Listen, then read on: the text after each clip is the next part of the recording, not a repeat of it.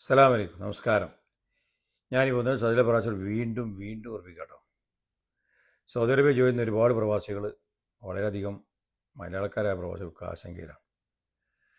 Saudi Arabia ജോലി ചെയ്യുന്ന ഒരുപാട് വ്യക്തികൾ ഇവിടെ നിന്നിട്ട് ഇവിടുത്തെ നിരോധിക്കപ്പെട്ട സാധനങ്ങൾ കടത്തിയായിട്ട് വിൽപ്പന നടത്തിയ ആൾക്കാരെ 2 ദിവസമായിട്ട് ഇപ്പം വീണ്ടും അറസ്റ്റ് ചെയ്തിട്ട് അറിയാൻ കഴിഞ്ഞിട്ടുണ്ട്.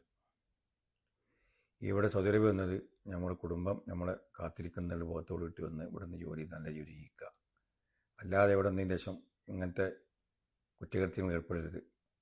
സൗദി അറേബ്യയിലെ നിയമങ്ങൾ ഇത്രയധികം കർശനമായ നിയമങ്ങളുണ്ടായിട്ട് പോലും അത് അറിഞ്ഞിട്ടും അറിയാത്ത പോലെ നിന്ന് ഇത്തരം കുറ്റകൃത്യങ്ങളിൽ ഏർപ്പെടുകയാണ്, നിയമത്തെ പോലും വെല്ലുവിളിച്ചിട്ട്. അങ്ങനെ ഒരുപാട് പേര് ഉള്ളിലായിട്ടുണ്ട്. ഒരു പേടിയില്ല. ഇപ്പോൾ സൗദി അറേബ്യയിലുള്ള ആൾക്കാർക്ക് വിശ്വസിച്ച ഒരാളെ വണ്ടിയിൽ യാത്ര ചെയ്യാൻ പേടിയാണ്.